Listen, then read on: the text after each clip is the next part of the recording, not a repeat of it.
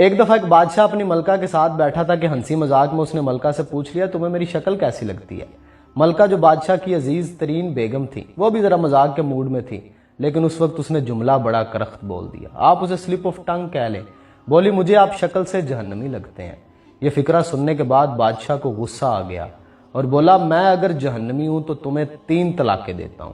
ملکہ نے یہ سنا تو اس نے رونا پیٹنا شروع کر دیا اور بادشاہ کو بھی کچھ دیر بعد اپنی غلطی کا احساس ہو گیا۔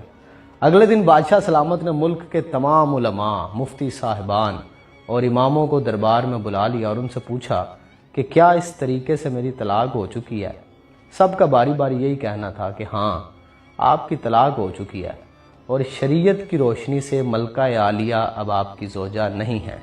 اس محفل میں ایک نوجوان مفتی بھی موجود تھے۔ وہ ایک طرف ہو کے بالکل خاموش بیٹھے رہے۔ بادشاہ نے ان سے بھی یہی سوال پوچھا تو انہوں نے کہا جناب یہ طلاق نہیں ہوئی کیونکہ آپ نے مشروط طور پہ کہا تھا کہ اگر میں جہنمی ہوں تو تمہیں 3 طلاقیں دیتا ہوں، اور ابھی تک یہ طے نہیں ہوا کہ آپ جہنمی ہیں کہ نہیں ہیں۔ آپ کو اگر کوئی شخص جنتی ہونے کی ضمانت دے دے تو پھر آپ کی طلاق نہیں ہوگی۔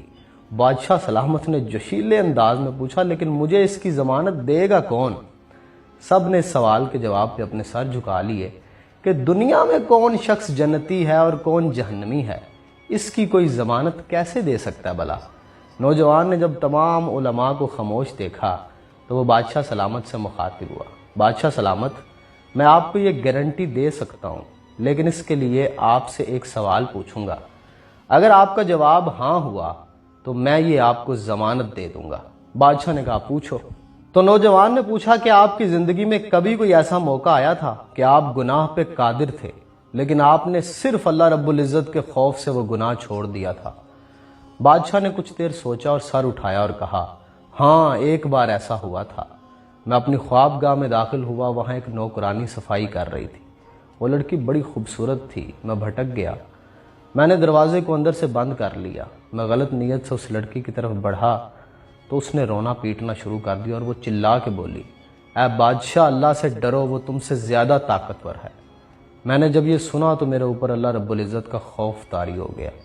میں اگرچہ بادشاہ تھا، وہ لڑکی میرے کمرے میں تھی، میں نے دروازے کو اندر سے کنڈی لگائی ہوئی تھی اور اس وقت دنیا کی کوئی طاقت مجھے وہ برائی کرنے سے نہیں روک سکتی تھی، لیکن میں نے صرف اللہ رب العزت کے خوف سے دروازہ کھول دیا اور اس لڑکی کو جانے کی اجازت دے دی، صرف اللہ رب العزت کے خوف کی وجہ سے۔ یہ سن کے وہ نوجوان مسکرائے اور انہوں نے قرآن حکیم کی یہ آیت تلاوت فرمائی جس کا ترجمہ ہے جو اپنے رب کے سامنے کھڑے ہونے سے ڈر گیا اور اس نے اپنے نفس کو خواہشات میں پڑنے سے بچا لیا تو ایسے شخص کا ٹھکانہ جنت ہوگا۔ اس کے بعد اس نوجوان نے بادشاہ سے کہا میں آپ کو ضمانت دیتا ہوں کہ آپ کی طلاق نہیں ہوئی۔ وہ نوجوان امام شافعی رحمۃ اللہ تعالیٰ علیہ تھے۔ انسان شاید پوری زندگی پرفیکشن کے ساتھ پرفارم نہیں کر سکتا، گناہ و ثواب کے نسیان میں الجھا ہوتا ہے، جبلتوں کی کشمکش میں الجھا ہوتا ہے، لیکن پھر بھی کوئی ایک لمحہ تو ایسا ہونا چاہیے جب اسے لگے کہ گناہ پہ پوری قدرت ہے، پوری طاقت رکھتا ہے، لیکن صرف اللہ رب العزت کی ذات کی وجہ سے اس وقت گناہ نہ کرے۔ شاید اللہ رب العزت کی ذات مہربانی کرے اور اس لمحے کو ہماری نجات کا ذریعہ بنا دے۔ اللہ کے سامنے کھڑے ہونے سے زندگی میں کوئی ایک دفعہ تو ڈر جائے بندہ۔